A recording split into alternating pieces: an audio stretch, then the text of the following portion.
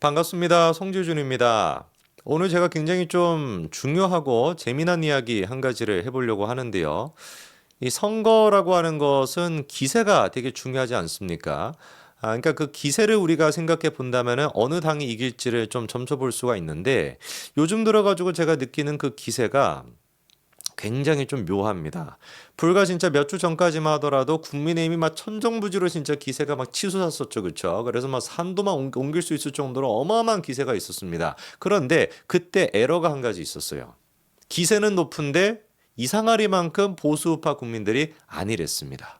그렇지 않습니까? 그게 어떻게 보면 역설적인 것이죠. 우리 잘하고 있네. 우리 잘 나가고 있네. 이래버리니까 관심을 그냥 끊어버리는 겁니다.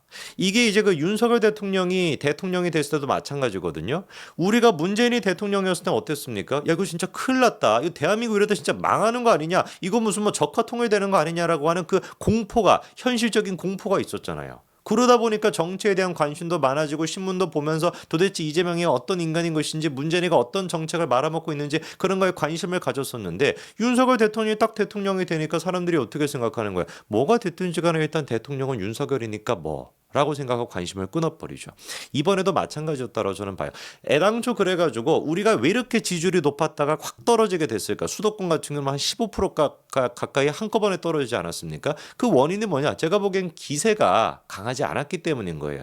겉으로는 기세가 강한 것처럼 보였지만 알맹이가 없었기 때문에 살짝 몇 가지 논란만 터지더라도 이게 금세 꺼져버릴 수가 있었던 것이죠. 그래가지고 그 이후로 민주당 같은 경우는 치고 올라갔습니다. 그러다 보니까 자연스럽게 국민의힘은 또 어떻게 되는 거예요? 열패감이나 패배감 이런 거에만 젖어들어가지고 기세조차도 사라졌었죠. 그런데 또 역설적으로 이런 식으로 또 기세가 사라지다 보니까 국민의힘 내부적으로 뭐가 생기게 되는 겁니까? 다시금 공포가 느껴지기 시작하는 겁니다. 야, 이거 진짜 우리다가 지는 거 아니야? 우리 진짜 이러다가 민주당이 또다시 200석 가까이를만 차지해가지고 180석 이상을 차지해가지고 조국까지 지금만 등장을 했으니까 윤석을 탄핵당하고 진짜 헌법을 개정시켜버리는 거 아니야? 라고 하는 현실적인 공포감이 다시금 불러 이뤄지고 있다는 겁니다. 저는 그래가지고 지금 황상무 수석에 대해서도 결국에 정리가 됐고 이종섭 대사 또한 마찬가지로 정리가 됐죠. 그리고 그 결과 바로 어떤 모습이 나타났습니까? 국민의힘의 지지율이 다시 상승했거든요.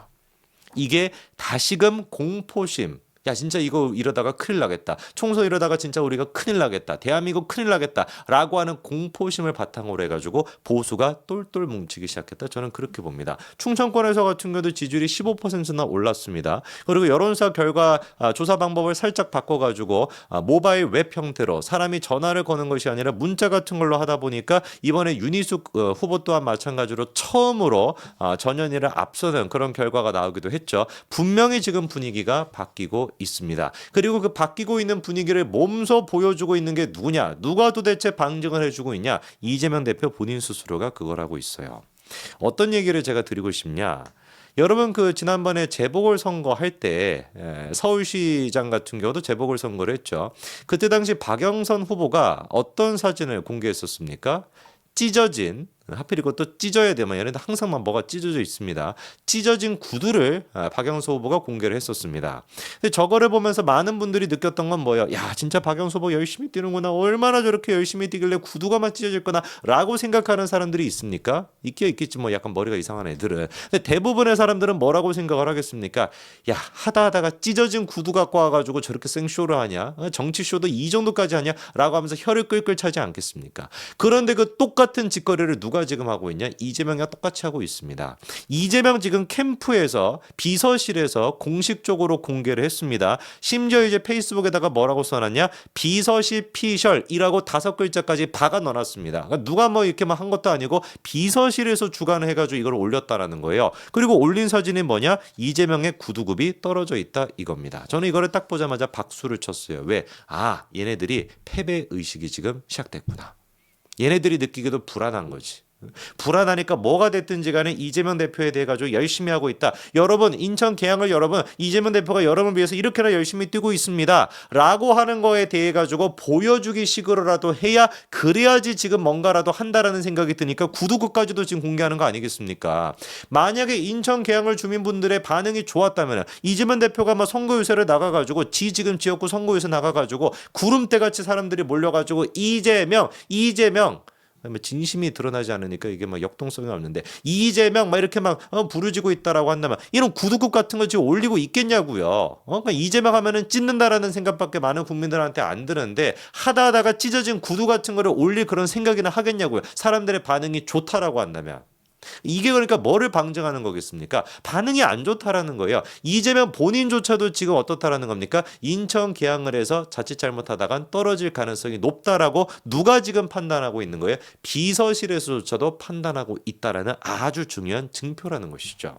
박영선 같은 경우 여러분 기억하시죠, 그렇죠? 그렇게 뭐 구두굽 같은 거 올리고 막 뭐 운동화였나 구두였죠, 그죠? 찢어진 구두 같은 거 올리고 했었는데 결과는 어떻게 됐습니까? 폭망이었잖아요. 저는 지금 이 딱 분위기가 이재명 대표 비서실, 이재명 대표의 그 캠프에서 지금 돌고 있는 분위기라고 봅니다. 이번에 또 이재명이 그런 얘기도 했단 말이에요. 여당이 읍소 작전을 펼치고 있다. 악어의 눈물에 속아서는 안 된다. 이런 얘기를 하더라고요. 이것도 그냥 우리가 기분 나쁘게 들을 게 없습니다. 그냥 한마디로 뭐라고 생각하면 되는 거예요. 아, 이재명이 느끼기에 국민의힘이 지금 잘하고 있구나.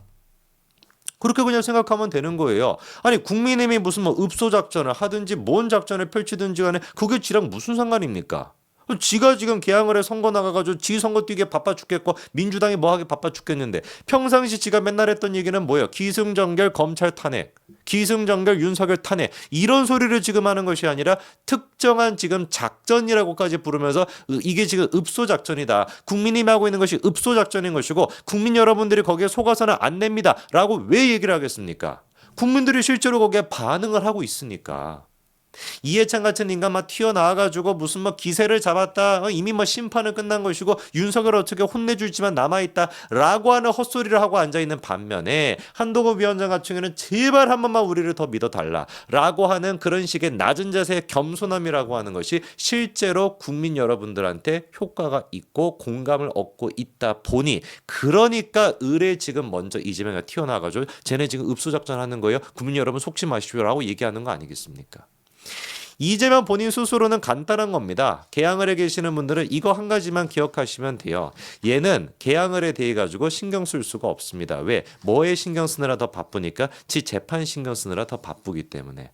이번에도 마찬가지입니다. 재판을 뭐 어떻게 해서든지 간에 늦추려고 했었죠. 그렇죠? 총선 전날 재판 제발 좀 바꿔달라고 했음에도 불구하고 이번에 그 누굽니까? 김동연 부장판사죠. 그렇죠? 김동연 부장판사가 안 바꿔준다 그랬거든요. 2번 가까이나 요청을 했습니다. 선거운동 기간 중인데 어떻게 좀 안 되겠냐라고도 요구하고 너무 가혹합니다. 라는 얘기까지 했음에도 불구하고 김동연의 얘기가 뭐예요? 선거운동을 하셔야 하니 이해를 하지만 지난번에 얘기했던 것처럼 안 될 것 같다. 일정을 조율하면 특혜라고 하는 얘기가 또 나오게 된다라고 이렇게 지금 강경한 모습을 보이고 있거든요. 재판부 또한 마찬가지로 분명히 뭘 하고 있습니까? 눈치를 보고 있습니다. 이번 총선에서 국민의힘이 과반을 차지한다 현실적으로 어렵다라고 할지라도 민주당과 민주당 계열의 잡스러운 인간들이 200석을 차지하는 것만 막게 된다면은 저는 엄청난 변화가 있을 거라고 생각해요. 우리가 무슨 막 과반 차지해야 돼, 막 뜯어 고쳐야 돼, 그것도 좋지만 우리가 120석 정도만 차지 않는다라고 할지라도 뭐가 정상적으로 굴러갈 수밖에 없습니까? 사법부가 정상적으로 굴러갈 수밖에 없습니다. 왜? 우리가 100석 이하로 가져가겠다면 쟤네가 200석 이상으로 윤석을 탄핵시키고 헌법도 바꿔버릴 수가 있겠지만 그게 막히게 된다면 사법부의 시기는 정상적으로 굴러가겠죠. 그럼 이재명 유죄 판결 나올 것이고 조국은 구속되는 게 뻔하니까요. 한동훈 위원장 또한 마찬가지로 딱 이렇게 비판을 했습니다. 이재명 악어의 눈물이다 뭐다 그런 얘기하고 있는데 그 말 제일 잘 어울리는 게 이재명 본인 스스로 아니냐. 오늘 우리가 눈물 흘리는 걸 악어의 눈물이라고 이재명이 얘기하고 있는데 그 말에 정말 어울리는 사람은 이재명 대표다. 그분이 달고 있는 범죄 혐의 하나하나만 생각을 해봐라. 우리가 너무 빨리 그 범죄 혐의를 잊었다. 자기가 검사 생활을 20몇 년을 했지만 한 사람이 그런 범죄 다 하는 거 못 봤다라는 겁니다. 그런데 그런 사람이 여러분들 위해 군림하고 지배하려고 든다. 그거 우리 막아야 되지 않겠냐. 여기 틀린 얘기가 뭐가 있습니까? 이재명 대표를 둘러싸고 있는 그 범죄 혐의.